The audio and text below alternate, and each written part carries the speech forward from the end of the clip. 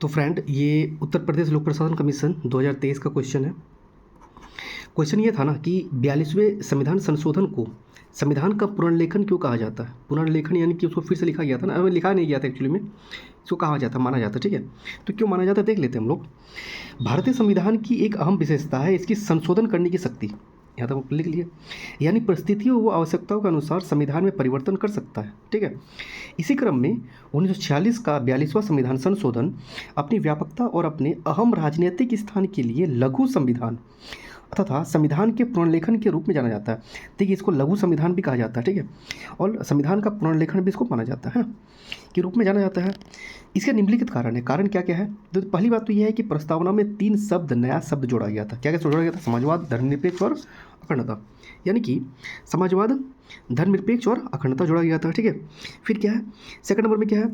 इसने नागरिकों के लिए भाग 4 का क के अनुच्छेद 51 का क के अनुसार 10 मूल कर्तव्यों को जोड़ा तथा अधिकारों व कर्तव्यों को एक दूसरे का पूरक बनाया। बहुत इंपॉर्टेंट है ये वर्ड। ठीक है, फिर क्या? राष्ट्रपति को कैबिनेट की सलाह मानने को बाध्य किया, ये भी इंपॉर्टेंट है। न्यायिक समीक्षा व रिट की व्यापकता को कम किया। न्यायिक समीक्षा याद रखिएगा, 42वां संविधान संशोधन ने ही न्यायिक समीक्षा वो रिट की व्यापकता, यानी कि सर्वोच्च न्यायालय और उच्च न्यायालय को जो रिट दिया गया है, रिट जारी करने का अधिकार दिया गया है, इसकी व्यापकता को, यानी कि इसका जो एक पावर था उसको कम करने का कोशिश किया था। ठीक है, कम किया था। ठीक है, फिर इसे जो है 44वां संशोधन अधिनियम में पुनर्स्थापित किया गया। ये भी बहुत इंपॉर्टेंट है। भारत के किसी भाग में राष्ट्रीय आपातकाल की घोषणा कर सकता था। 5 विषयों का राज्य सूची से संवर्ती सूची में स्थानांतरण। देखिए, इसके साथ साथ बहुत सारा चीज़ ऐसा है जिसको आप लोग जोड़ सकते हैं, इसको लिख सकते हैं।